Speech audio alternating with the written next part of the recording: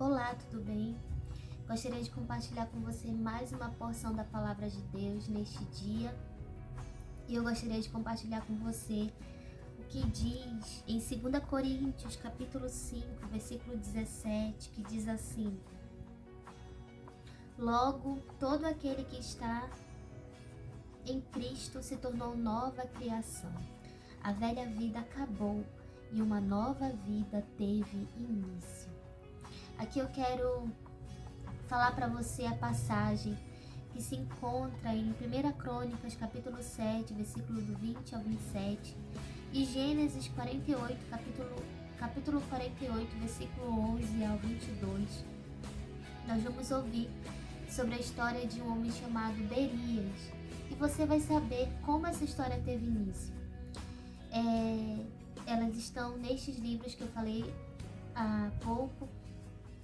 E a história de Berias nos faz refletir sobre como Deus nos enxerga, como Deus nos vê e as impossibilidades que para Deus não são, para que a nossa vida seja uma vida que louve ao Senhor, que glorifique o nome do Senhor. Uma promessa, não é? Ele fez uma promessa de que a Bíblia nos fala que Deus se revelou a um homem chamado Abraão. Ele fez uma promessa. A promessa que ele fez foi de que a descendência seria como as areias da praia, né? E Deus foi com a família de Abraão, com a descendência de Abraão, né?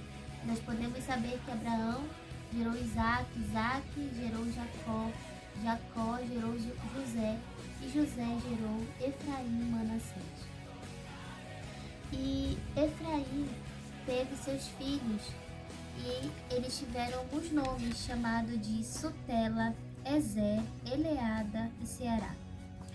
Sutela era obediente a Deus e a seus pais, mas seus irmãos Ezer e Eleada não eram, entraram para a vida do crime e desagradaram a Deus. Certa vez, eles roubaram o gado de um outro povo e o povo os matou.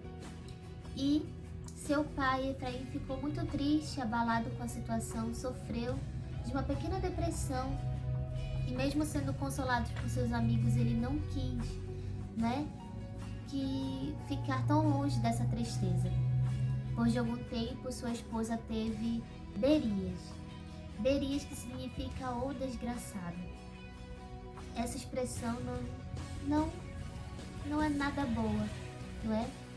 Mas Berias teve esse nome devido ao passado que a sua família teve. Mas nós vemos na história de Berias que Berias, ele decidiu obedecer a Deus. Ele decidiu confiar em Deus, porque ele sabia que Abraão tinha uma promessa e esse Abraão chegaria a ele. Tanto é que ele teve sua família, seus filhos, sua vida, e ele escolheu agradar a Deus e foi agradável a Deus.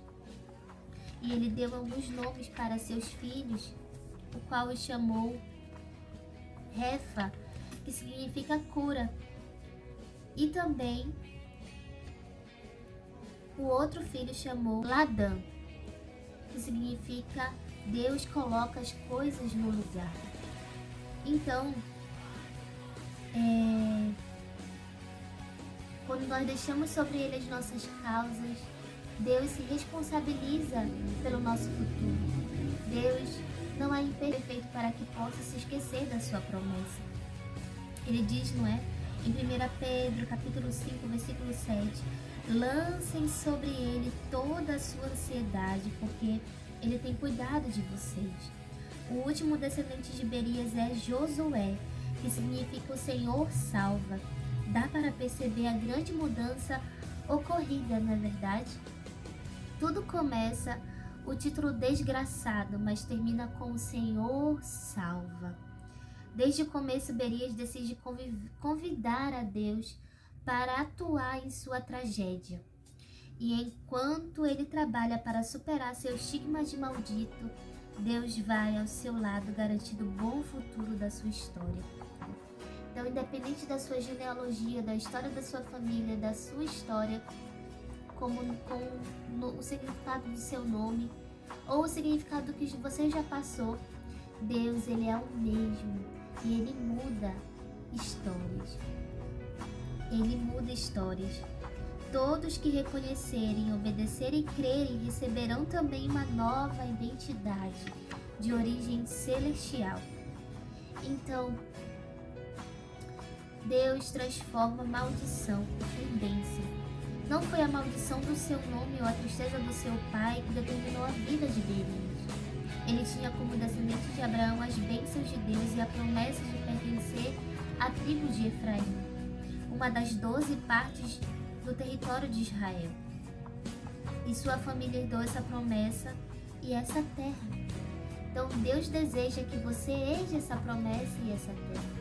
Então, se alguém lhe convidar a fazer atos pecaminosos, atos que desagradam ao Senhor, fale que isso não agrade a Deus. E se ela persistir, se afaste.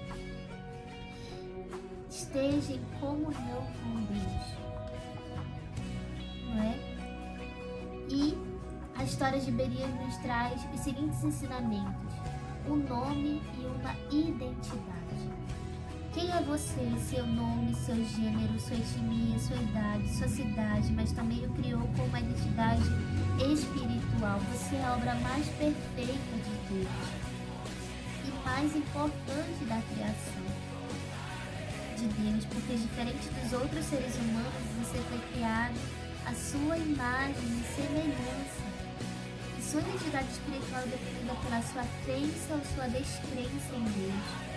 Sua palavra, esta identidade é de filho de Deus, pertencente à família de Deus, cristão ou cristã, seguidor de Cristo, pertencemos à igreja de Jesus Cristo, que faz parte do reino de Deus e tem a herança de Deus Pai, a vida eterna. Isso inclui um novo nome, novo corpo, novo céu e nova terra. Então, nos traz também uma família, uma genealogia, de que diante de Deus o Pai não responde pelo Filho, porque nós não vamos ganhar salvação pelo nosso pai, pela nossa mãe, só porque eles oram por nós. Não. Deus pode me alcançar através das orações dele, pela sua infinita misericórdia, mas eles não podem trazer salvação, pois ela é individual. Então, mas a cada um de nós dará conta de si mesmo a Deus.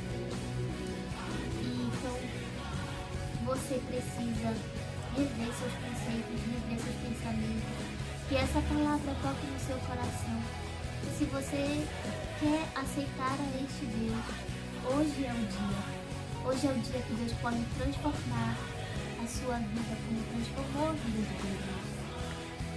E a história de Beerias também nos traz uma origem, de onde viemos.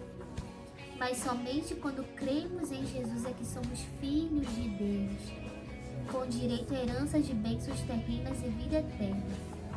A desgraça é transformada em graça quando descobrimos nossa origem em Deus.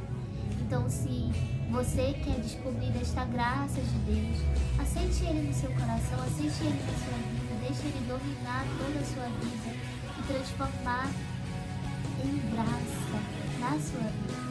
Amém? Se essa palavra tocou seu coração, compartilha com mais alguém. Deixe seu comentário aqui nos comentários e até mais. Deus te abençoe.